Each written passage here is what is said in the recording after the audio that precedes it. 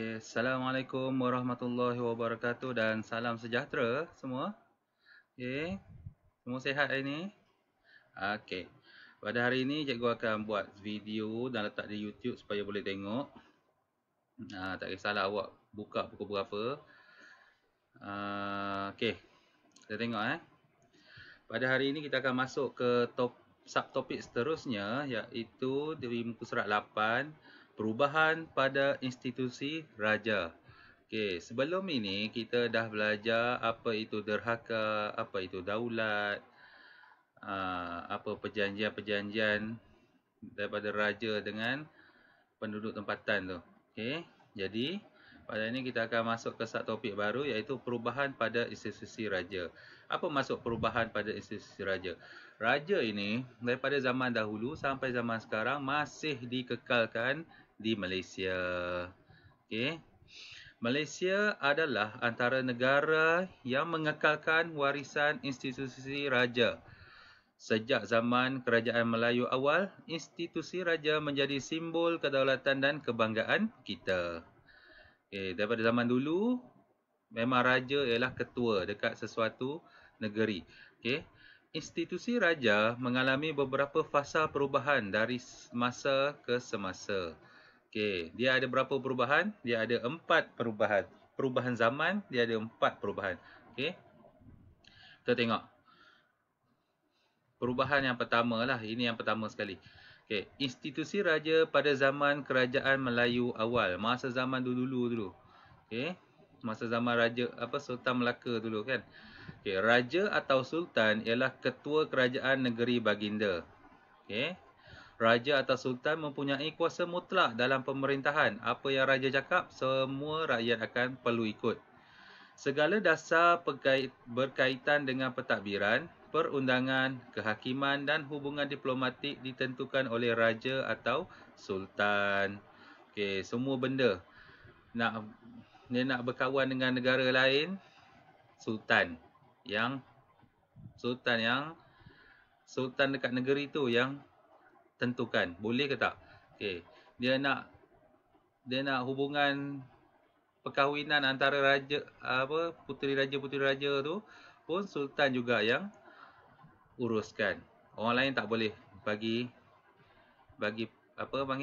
orang lain tak boleh bagi keputusan, mesti keputusan sultan. Dia nak perang dengan negeri lain pun mesti keputusan sultan atau raja. Dan dalam zaman ini, raja atau sultan dibantu oleh para pembesar untuk mentadbir kerajaan. Pembesar-pembesar nampak ni dekat dalam gambar ni. Inilah contoh dia. Raja duduk dekat dia punya singgahsana tu, kerusi dia tu. Pembesar-pembesar duduk dekat sini. Sama. Semua raja ada pembesar pada zaman ni. Tapi ni cerita pasal raja dekat tanah Melayu dululah. Nampak, diorama para pembesar sedang berbincang dengan sultan di Balairung Seri. Nombor 2. Perubahan yang kedua, apabila institusi raja pada zaman penjajahan British. Bila British datang dekat Malaysia, dia jajah Malaysia. So bila dia jajah negara tanah Melayu pada waktu tu, Malaysia tak ada lagi waktu tu ya. Masa tu tanah Melayu namanya. Masa zaman tu British datang, dia nak kawal kuasa sultan ni. Jadi dia buat macam mana? Raja atau sultan dikekalkan sebagai ketua negeri. Dia masih ketua negeri.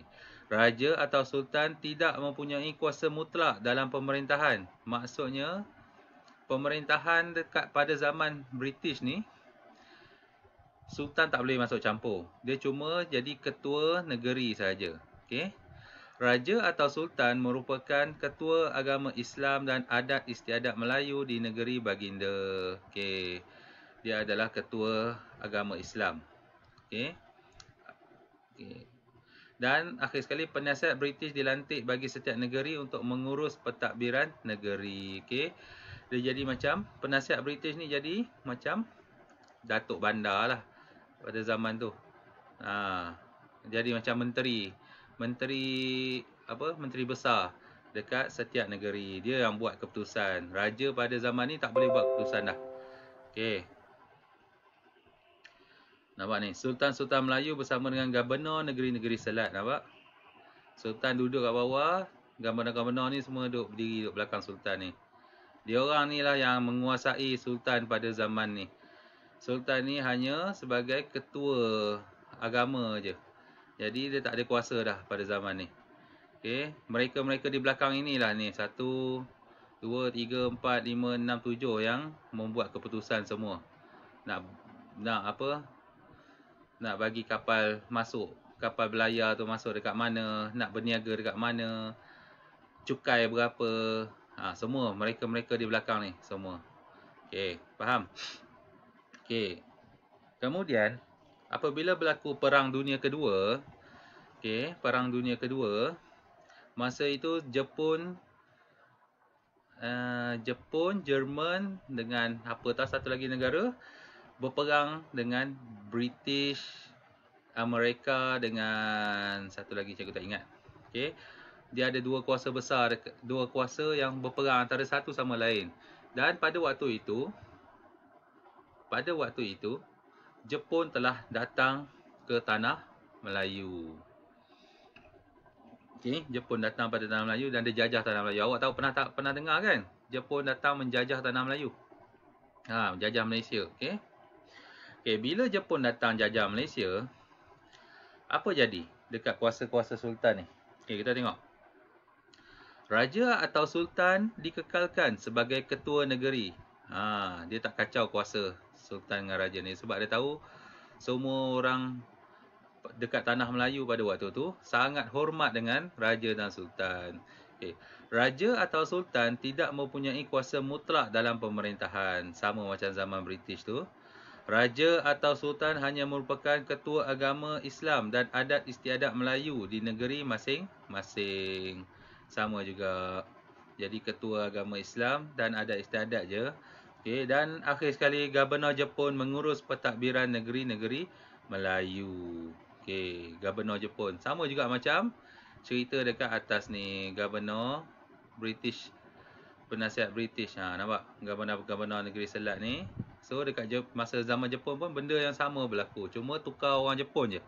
Mata sepet sikit lah. Okey, orang Jepun ni. Okey, yang ini orang putih, tinggi-tinggi semua. Okey. Nampak ni? Tentera Jepun memasuki Kota Baharu, Kelantan pada Disember 1941. Okey, tentera Jepun ni dia masuk ikut mana? Ikut Thailand. Thailand dia bagi laluan supaya Jepun boleh masuk ke Malaysia dan jajah Malaysia. Yes, Thailand. Okey. Dan akhir sekali, iaitu zaman sekarang. Okey. Selepas merdeka, institusi raja selepas merdeka hingga kini. Tengok, ini yang di Pertuan Agong. Yang di Pertuan Agong paling terbaru kan? Cikgu rasa ya ni.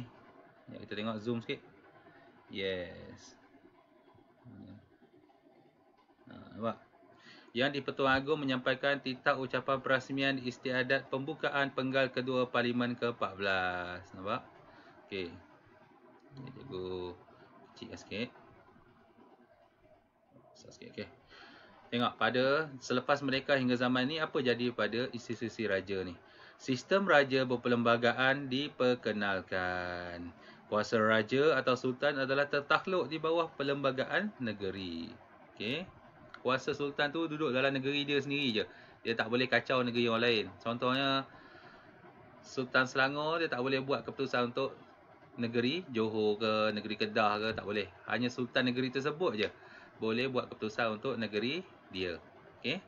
Pentadbiran negeri diketuai oleh Menteri Besar dan dibantu oleh Majlis Eksekutif. Okey. Pernah dengar tak Menteri Besar? Selalu ada poster. Bila nak pilihan raya dia ada poster lah. Okey, siapa? Nak undi siapa?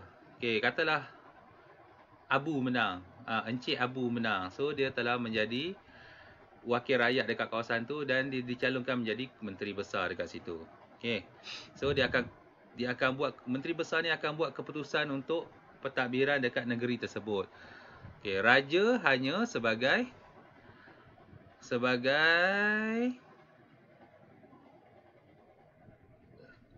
tertakluk di bawah perlembagaan negeri lah.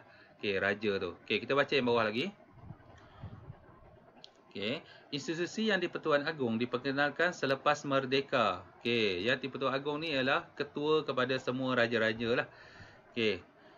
Faham? Ketua kepada negara Malaysia ialah yang di-Pertuan Agong. So, raja-raja di Malaysia ni duduk di bawah-bawah, di bawah yang di-Pertuan Agong. Dan dia akan rotate setiap kali berapa tahun sekali dia akan tukar. Yang negeri lain pula akan jadi yang di-Pertuan Agong. Okey. Okey. Dan 9 orang Raja Melayu dipilih sebagai yang di-Pertuan Agong secara bergilir. Cikgu cakap tadi itulah. Dia akan bergilir-gilir. Pentadbiran negara diketuai oleh Perdana Menteri dan dibantu oleh Jemaah Menteri. Okey, pentadbiran negara ni diketuai oleh Perdana Menteri. Inilah yang dimaksudkan sistem raja berperlembagaan. Raja ada dan ada perlembagaan dia. Okey, perlembagaan ni maksudnya inilah. Negara Malaysia ni ditadbir oleh Perdana Menteri dan Jemaah Menteri. Raja ialah ketua je. Dia akan takbirkan. Dia akan tengok. Kalau tak betul, dia akan bagi tahu apa benda dia perlu buat. Okey. Sebagai rakyat, kita seharusnya mempertahankan kedaulatan institusi raja tanpa berbelah bahagi. Kedaulatan institusi raja menjamin kemakmuran dan keamanan negara. Okey. Jadi, kita sebagai rakyat Malaysia hendaklah hormat kepada raja. Ada dalam rukun negara kan? Ada dalam rukun negara. Okey. Jadi, kenapa kita kena kenapa dia kata kita kena mempertahankan kedaulatan institusi raja tanpa berbelah bagi? Sebab raja inilah yang akan menjaga keharmonian dekat negara Malaysia ni. Kalau ada yang kata, apalah raja ni? Tak betul lah raja ni. Tak boleh sebenarnya. Faham? Raja ni adalah orang yang patut kita hormat lah. Okay? Dia adalah ketua negara kita. Kalau kita tidak hormat dekat raja, dia ada kuasa untuk membuang kita daripada negeri kita. Contohnya katalah cikgu duduk dekat Selangor. Tiba-tiba cikgu kata, raja ni tak betul lah, apa benda lah dia ni buat. Lepas tu dapat tahu dekat raja boleh keluarkan arahan supaya membuang negeri. So, orang yang kena buang negeri ni tak boleh duduk dah dekat negeri raja takbir tu. Faham? Dia kena duduk kat negeri lain. Okey, faham? Dan raja juga yang jadi yang di-Pertuan Agong tu, dia boleh mengampunkan, bukan ampunkan dosa tau. Dia mengampunkan kesalahan yang dibuat. Contohnya katalah cikgu seorang yang penjahat. Okey, dan telah dikenakan hukuman penjara. Bila kena hukuman penjara, dia ada tempoh masa dia. Contohnya 30 tahun penjara. Okey, sampai satu tahap atas cikgu dah duduk dalam penjara 15 tahun. Cikgu dah jadi baik semua. So, pihak penjara akan hantar minta raja memberi pengampunan. Okey, bila beri pengampunan, contohnya yang di-Pertuan Agong tengok, okey, Cikgu Mus ni dah insaf dah. Jadi dia bagi keampunan dan orang yang cikgu yang duduk kat penjara tu boleh keluar daripada penjara tersebut setelah diberi pengampunan. Itulah fungsi raja yang dah jadi yang di-Pertuan Agong. Dia boleh membuat keputusan untuk semua benda. Okey. Dan seterusnya, setelah kita cerita pasal raja dekat Malaysia ni, 4 kali dia berubah zaman, 4 kali dia berubah dia punya tugas-tugas dia. Dan sekarang ni kita akan tengok institusi raja di dunia, dekat seluruh dunia. Faham?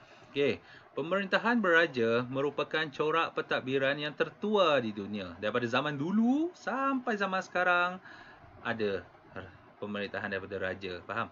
Raja menjadi tonggak utama dalam sistem pemerintahan beraja. Kini, terdapat 43 buah negara di dunia termasuk Malaysia yang masih mengamalkan institusi raja. Kita tengok negara-negara yang paling popular lah. Selalunya dia tunjuk yang popular lah. Okey, dia tak ada tunjuk semua. Penuh satu muka surat ni. Okey. Okey, yang paling popular. Nampak ni, United Kingdom. Okey, United Kingdom ni England lah. Okey, bendera Ratu United Kingdom. England. Ada England, ada Poland kot kalau saya tengok, kalau tak salah. Okey. Ini United Kingdom. Yang orang English tu lah. Yang Mr Bean pun duduk kat United Kingdom lah. Okey. Yang kedua, Denmark. Bendera Ratu Denmark. Nampak ni? Ini bendera Ratu United Kingdom. Queen Elizabeth tu. Okey. Ini bendera Ratu Denmark. Yang ketiga, bendera Raja Maghribi. Nampak? Bendera dia. Okey. Bendera Raja Thailand. Nampak? Bendera Raja Thailand dia bentuk macam pagoda ni. Dan last sekali ialah bendera yang di Pertuan Agong. Nampak? Ada padi, ada harimau, ada jata negara ni. Nampak? Okey, Malaysia pun ada. Banyak lagi sebenarnya negara-negara, cuma dia tak tunjuklah semua. Okey. Institusi raja menjadi lambang perpaduan dan kemakmuran negara. Oleh itu, rakyat seharusnya memberi taat setia sepenuhnya demi mempertahankan kedaulatan institusi raja.